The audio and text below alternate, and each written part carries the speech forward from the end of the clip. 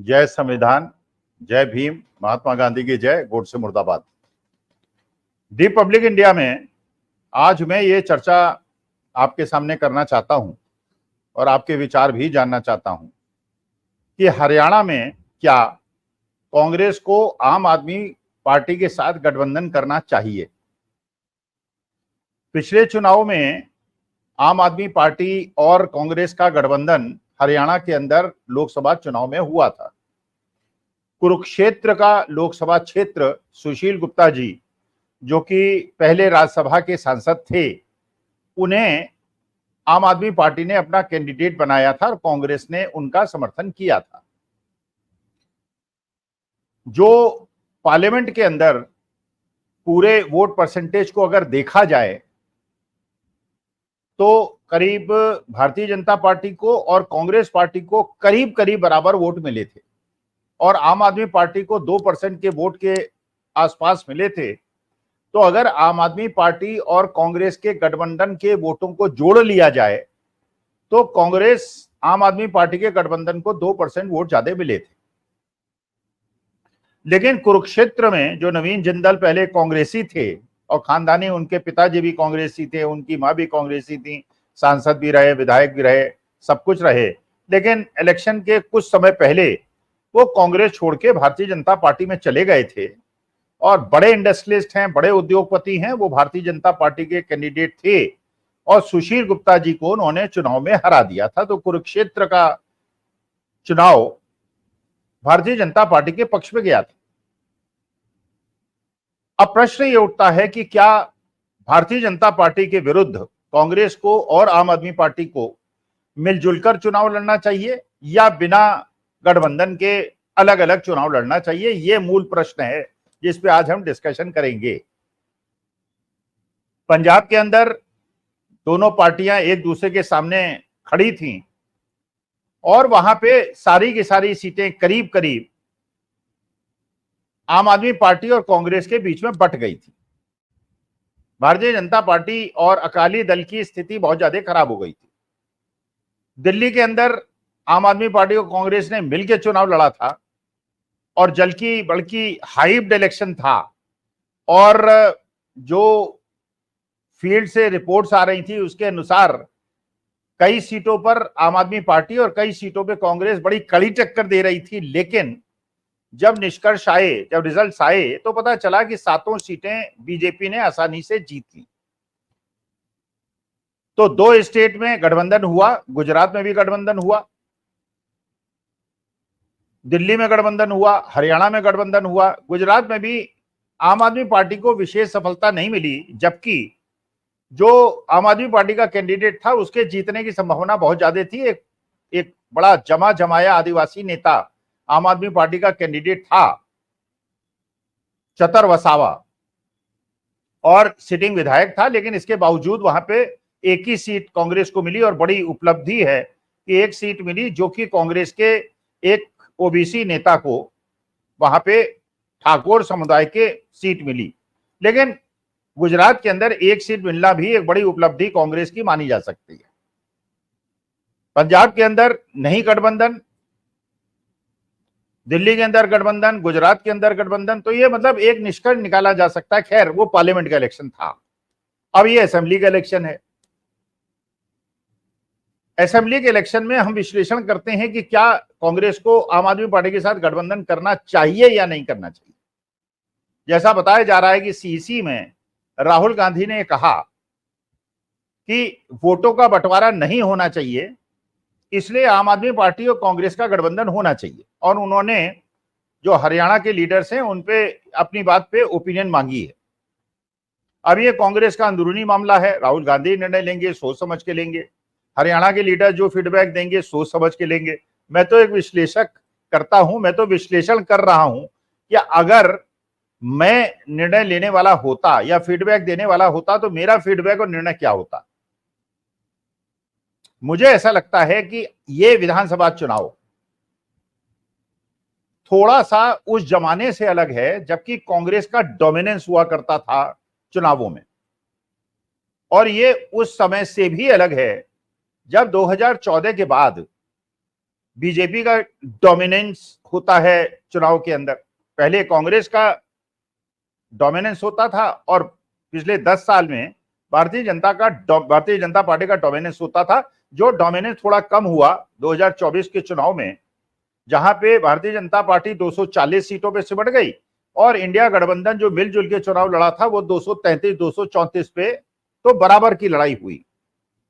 कुछ स्टेट्स में बीजेपी ने बहुत अच्छा परफॉर्मेंस किया, कुछ स्टेट में इंडिया गठबंधन ने बहुत अच्छा परफॉर्मेंस किया। अब हरियाणा में गठबंधन होना चाहिए कि नहीं होना चाहिए?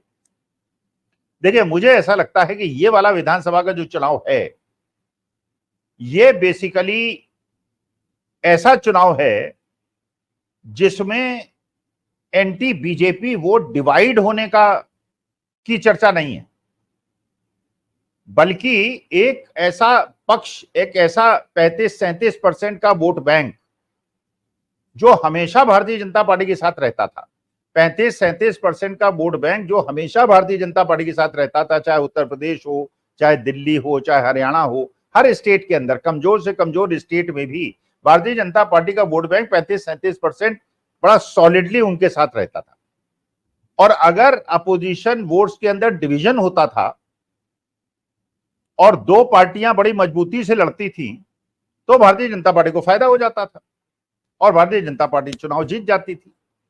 तो भारतीय जनता पार्टी के लिए आवश्यक था कि कोई थर्ड फोर्स एक स्ट्रांग रहे, वहां पर स्ट्रांग रहे, मैं ये जो एडजेक्टिव यूज कर रहा हूं, स्ट्रांग थर्ड फोर्स रहे, तो भारतीय जनता पार्टी को फायदा रहता है। लेकिन अगर कांग्रेस और भारतीय जनता पार्टी और गठबंधन और भारतीय जनता पार्टी का सीधा मुकाबला हो, तो भारतीय जनता पार्टी किसी स्थिति में चुनाव नहीं जीत सकती। 37-38% वोट और 60% वोट दूसरी तरफ, दूसरा पक्ष जीत जाएगा।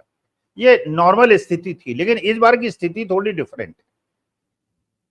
इस बार जो भारतीय जनता पार्टी का सॉलिड वोट बैंक था, वो सॉलिड वोट बैंक एक तो किसानों का वोट बैंक था, एक वोट बैंक था जो गैर जाट हरियाणा के अंदर थे, सैनी थे, बिश्नोई थे और बाकी ब्राह्मण, पंजाबी जो और गुर्जर, ये सारे वोट एक तरफ हुआ करते थे। और जाट क्योंकि करीब 22-23% हरियाणा के अंदर है, डोमिनेंस है एक पर्टिकुलर एरिया में, तो अगर उनके साथ दलित तो मुसलमान मिल जाते थे तो विनिंग कॉम्बिनेशन मिलता था।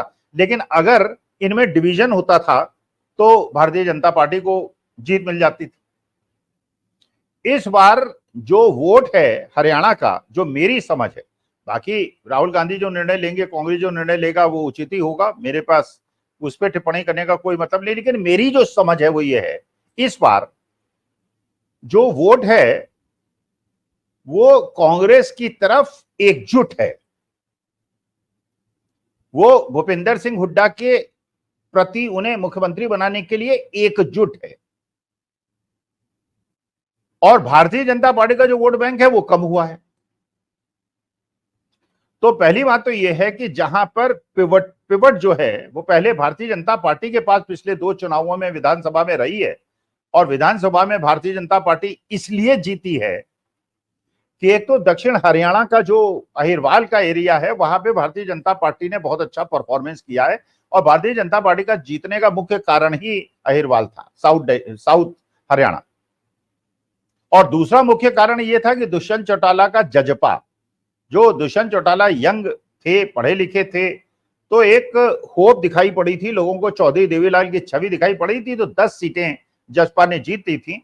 और क्योंकि जजपा भारतीय जनता पार्टी के खिलाफ लड़ी थी और जाट वोट में डिवीजन हुआ था और किसान वोट में डिवीजन हुआ था, इसलिए भारतीय जनता पार्टी 40 सीट ले गई थी और 31 सीट कांग्रेस को मिली थी और 10 सीट जजपा को मिल गई थी, गठबंधन की सरकार बन गई थी। लेकिन वहीं पे कैच है, अगर गठबंधन की सरकार जजपा की और भारतीय जनता पार्टी की लगी तो जजपा का जो थर्ड फोर्स का मुद्दा था वो खत्म हो गया।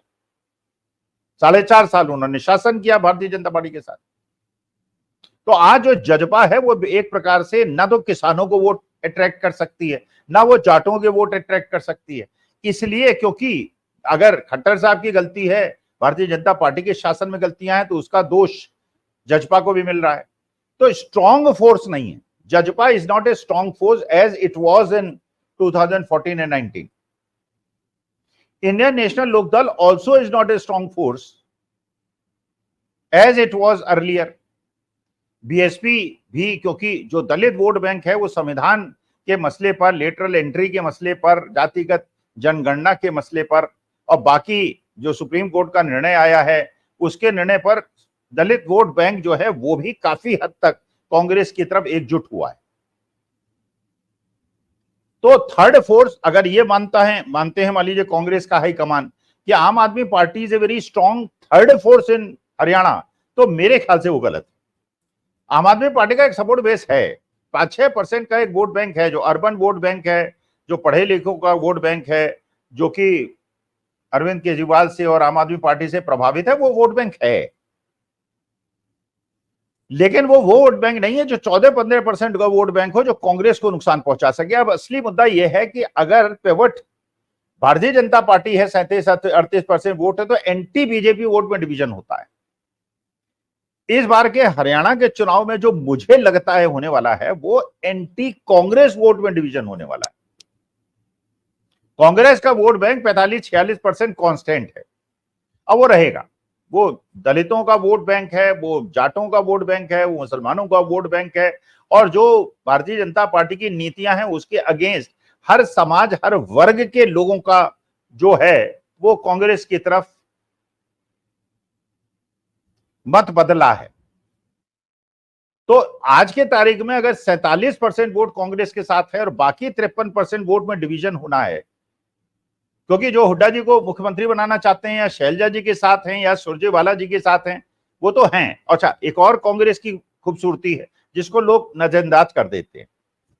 देखिए, हमेशा से राजनीति में होता यह आया है कि आप अपनी ही पार्टी के अंदर अपना ही अपोजिशन क्रिएट कर दें, जिससे कि जो आपसे नाखुश लोग हों वो दूसरी पार्टी में विकल्प न ढूंढे।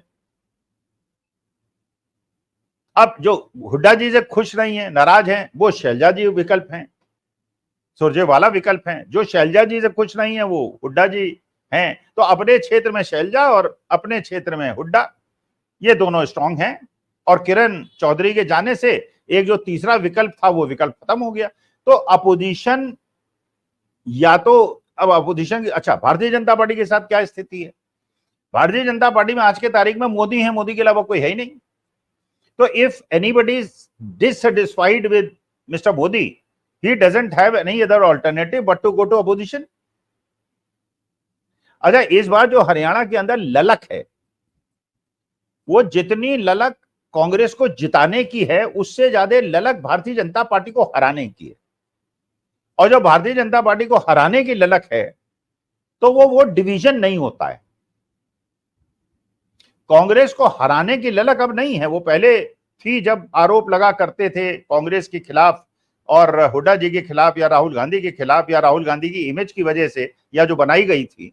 आज वो स्थिति नहीं है। आज जो गुस्सा है वो भारतीय जनता पार्टी के खिलाफ है, बेरोजगारी की वजह से, अग्निवीर की वजह से, किसानों के साथ हुए अन्याय की वजह से।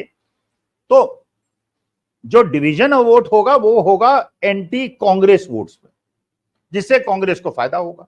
अच्छा, एक और समझ लीजिए, अगर जातीय समीकरणों के हिसाब से समझिए तो जाट वोटों में आम आदमी पार्टी के आने से डिवीजन नहीं होगा, मुसलमानों में आम आदमी पार्टी के आने की वजह से डिवीजन नहीं होगा, दलितों में डिवीजन या तो चौधरी उदयभान कुमारी शैलजा की वजह से कांग्रेस के साथ है या भारतीय जनता पार्टी के साथ है, आम आदमी पार्टी के आने की वजह से उसमें डिवीजन नहीं होगा।